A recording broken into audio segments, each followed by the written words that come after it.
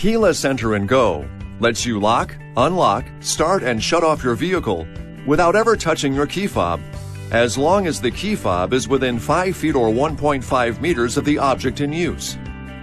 To unlock the driver door, just grab the handle like this.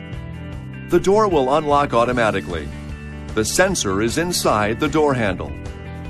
The front passenger door works the same way. To lock all the doors, push either of the lock buttons on the outside of the front door handles.